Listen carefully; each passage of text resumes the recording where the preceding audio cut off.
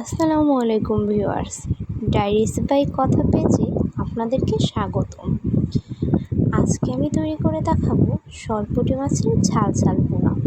তার জন্য সবার প্রথমে মাছকে কেটে বেছে সুন্দর করে ধুয়ে নেব। এবার মাছ মাখানোর পালা। এখন মাছের মধ্যে দিয়ে দিচ্ছি লবণ, হলুদ, সামান্য জিরা ফাঁকি। আগেই বলে রাখি, এই রেসিপিটা কিন্তু সম্পূর্ণ নতুনদের জন্য। এবার খুব ভালো মতো মাছের গায়ে গায়ে মশলাগুলো মাখিয়ে নেব।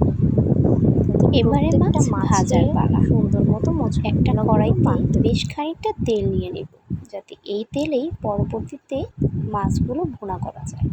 সুন্দর মতো মাছগুলো সব বিছিয়ে দেব। দিকে উল্টে পাল্টে খুব ভালো মতো মাছগুলোকে ভেজে নেব। ভাজা হয়ে গেলে মাছগুলোকে উঠিয়ে রাখবো। ওই তেলে পেঁয়াজ কুচি দিয়ে ভালো মতো ব্রাউন কালার করে নেব। তার মধ্যে লবণটা দিয়ে দেবো, তার মতো ভালো করে ভেজে নেব। আর গুঁড়ো মশলা দিচ্ছি হলুদ, মরিচ ও ধনিয়া গুঁড়ো।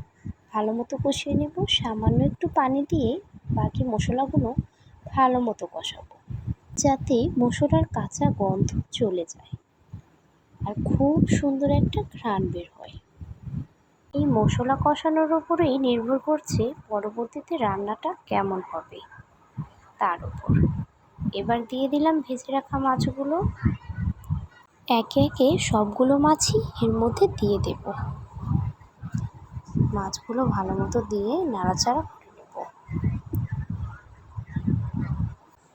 যাতে মাছের গায়ে ভালো মতো ভুনা মশলাগুলো লেগে যায়।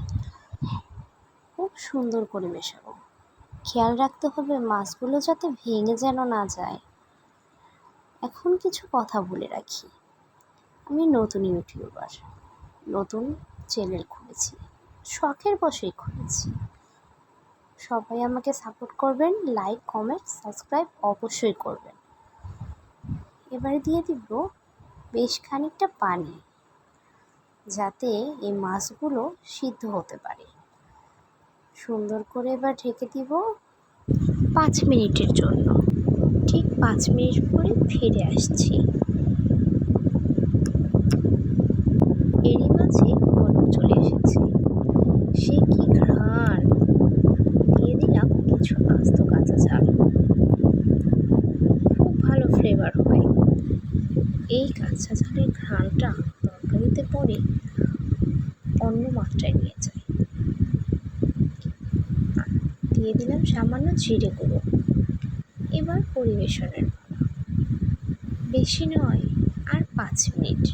5 মিনিট চুলায় রেখে এদিক সেদিক ঝাঁকিয়ে সুন্দর করে মাছের গায়ে গায়ে মশলাটা মাখিয়ে নিলাম। এবার পরিবেশন করছি। খুব সুন্দর করে আস্তে আস্তে মাছগুলোকে উঠিয়ে নেব, ভাঙার যাতে কোনো চান্সই না থাকে।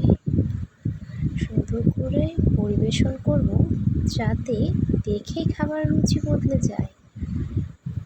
যেমন রং তেমন টেস্ট। কী যে স্বাদ, না খেলে বুঝবেন না। আজকের মতো বিদায় নিচ্ছি। বাড়িতে অবশ্যই এটা করে দেখবেন, খুবই স্বাদ।